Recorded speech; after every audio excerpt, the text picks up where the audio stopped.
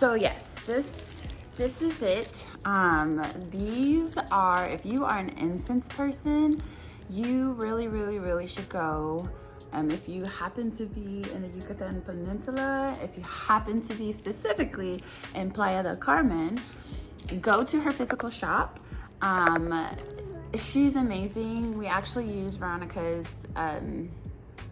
incense we used during our wedding ceremony, and that was beautiful, to be able to like meet the creator, the person who actually created the incense. This is her personal brand. She is a shop and a store that has other brands that she sells, artisans and artists, but this is her specific Yunanga. So please go to her Instagram. She's an amazing soul, beautiful person. It was a pleasure to be able to meet her, and we got tons of things, tons of incense. This is Romero, which is rosemary, I believe, and I'm a rosemary girl and a lavender girl. Like, we go hard. Eucalyptus and sage, and we kick it every so often, but like this, and it smells so good, and it's so interesting being able to like smell the differences in the herbs depending on where they came from. I think that's beautiful, very interesting. So yeah, go show her some love on her Instagram. She's amazing. So hello, if you don't know me, my name is Ashley Durden. I am a mindfulness and transformation mentor to teens, and I am also one to parents. I have been working with teens since officially 2017, but much longer than that. And my passion is helping teens find their voice, be proud of who they are, and helping others around them find their voice as well. And in that process, I realized that doing this work was beautiful and I enjoyed it, but I also realized they go home, and a lot of times their parents need the support, and their parents need guidance and how to support a teen who is finding their voice, a teen who is finding themselves, and what that looks like in a healthy way. And so then I began mentoring teens, and then mentoring their parents separately, or parents in general who are just interested in being an intentional parent who might need some guidance in their teenhood. And so that's been a beautiful journey of mine. But I currently have 2 boys who are not teenagers. They are in the elementary age, and I believe everything starts from when they're little, and teaching these teens to find their voice, be confident in who they are, their self-esteem, dealing with peer pressure, learning all of these things in the midst of it is difficult. And so it all starts with the young. The conversations start when they're young. And so my hope with these library halls is to encourage parents to start the conversations as they are kids, and then grow with the conversation as their kids grow, and making sure they're having age appropriate and developmentally appropriate conversations with their kids, but also having the conversations. Like, there's no reasons for us not to be having the conversations on all the things that should be had during teenhood prior, in a appropriate childlike manner. It all starts with reading and literacy, and sometimes we tend to make it a lot difficult than it is, and I want to make it easier for parents and for educators or anyone in the field that work with children. And so we start with the story, we start with a book, and then we allow our kids to ask us questions, and using the book we can have these conversations that seem daunting, loaded, very difficult or challenging, and it breaks it down for us so that it's not, and it's age appropriate. So that's what this is for. So let's go ahead and get into our cozy library haul. I am in my PJs. I am comfortable. I have my incense from my homie, from my friend. I have my incense burning. I am an incense girl and a candle girl. So let's go ahead and jump right into it. So for our first book, we have Not So Small, and this is a collection of different kids. They might feel like you are a small voice, has a big impact. It says, like puffs of dandelion fuzz, not needed or known, barely seen. But remember, one acorn grows an oak, one pebble sends out ripples, One snowflake starts a storm, and dandelion fuzz can cause a big sneeze. So this is a great book on encouraging kids to use their voice. Next is A Sorry for Ami.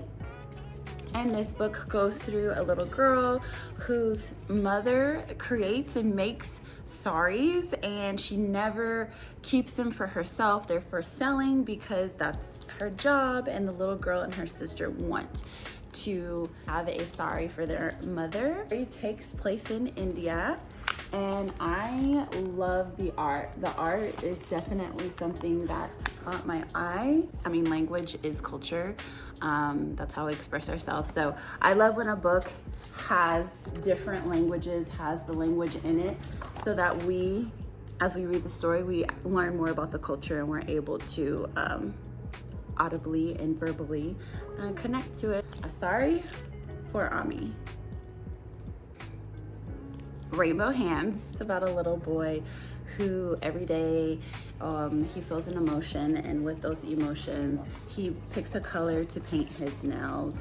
And so it says, on some nights I gaze at the distant lights from the windows of my room. They look like warm stardust sprinkled on the cool night sky. When I paint my nails in the color of their shimmer, a glowing orange. So it just goes through the different colors, and it also talks about his dad not being okay with him painting his nails. Again, this hits home for me because my oldest does enjoy painting his nails, and we've had a couple of instances where peers or family members had said something to him, and so I really did want to buy this book, but also like get this book just to remind him that it is okay for you to paint your nails. It's just being a nail polish, not the end of the world. So Rainbow Hands. My Diwali Light. It's about a little girl who is preparing for Diwali and her family and all the things they do. Again, this is another one where I really love the illustrations. We all celebrate Diwali in different ways. My cousins buy new clothes. Daddy buys gold jewelry. My family, we wrap up our laddus in fancy boxes and deliver them to people we love. Some neighbors pass by asking us what we're celebrating, and we invite them in to join us. The more people, the brighter the light. That's our Diwali motto, my Diwali light. This one is super cute. It's called the El Cucuy is Scared Too. And if you don't know who El Cucuy is, well, you can look it up. Yes, I know who El Cucuy is because I lived in Mexico for many, many years and learned all about it. But it's a cute little book about a boy who is scared of certain things, and so is El Cucuy. Other things are scary to me now. El Cucuy says, yo también. So this is a great book that is bilingual. It has English and Spanish in it, and it goes through the things that, you know, the little boy has learned to not be afraid of anymore. But eventually he discussed what he's scared of, and it's being in a new place, a new school, trying to learn and make new friends. And of course, at the end, there is an author's note explaining what El Cucuy is and the traditional stories behind that, and where it comes from. So El Cucuy is scared too. This next one is Speak Up, and it is a story about several kids learning to speak up for others. When a rule just isn't fair or has gotten much too old, speak up. Work for change. Justice comes when we are bold. And at the end, it actually goes through and shares the different kids who have spoken up over time in history. Some are current, some are from the past. And so this is a really cool area to have a conversation with kids about the history of speaking up for others, what that looks like, sounds like, feels like, etc. And also when should you speak up? It talks about that as well, and still finding your voice. Here are some ways to speak up without saying a word. So This is a really cool book, really cute, simple message in it, and then to support parents and or educators at the end to continue the conversation with the little ones. So speak up. So Beautifully Me, this one really got to me because I love this story. It starts off with this super just energetic little girl. Her name is Zubi, and she is getting ready for school. She's getting ready for the day, and just by her passing by, she starts to hear family members who she believes are the most beautiful people in the world talk negatively about themselves. First, she hears her sister tell her her family comes together and talks to her about beauty and how sometimes people forget their own beauty and need to be reminded of it. And that's what she did for. Of course, at the end, we do have a glossary.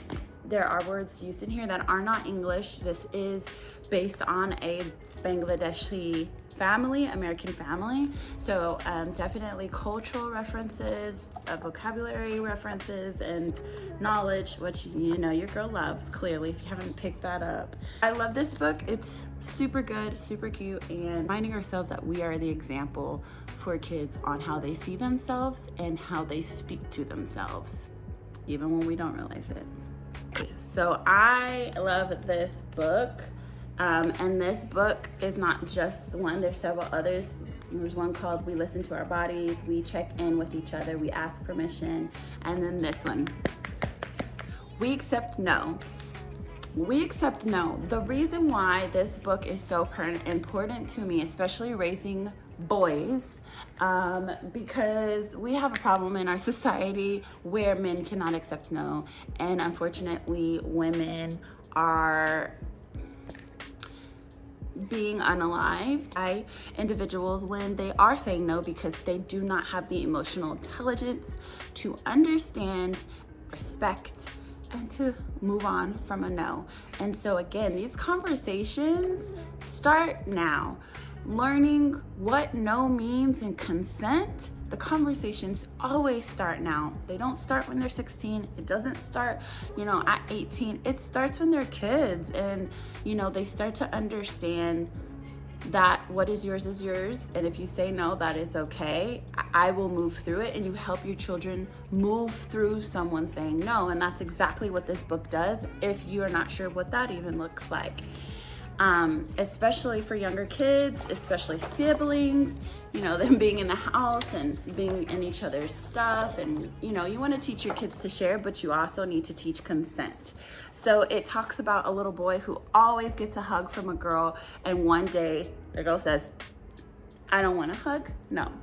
Jamin's tummy felt twisty. His hands were sweaty. The middle of his chest felt achy. I feel sad, he said, and maybe angry. We might feel sad or angry when someone doesn't want to show affection, said Miss H. Jamin wasn't sure what that word meant.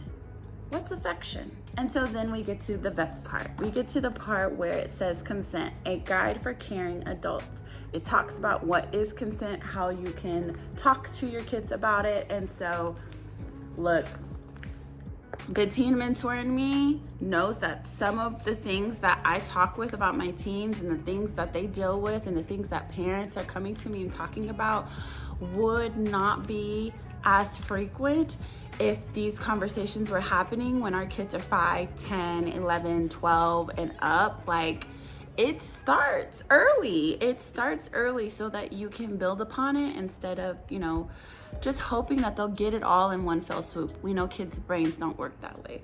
So, We Accept No.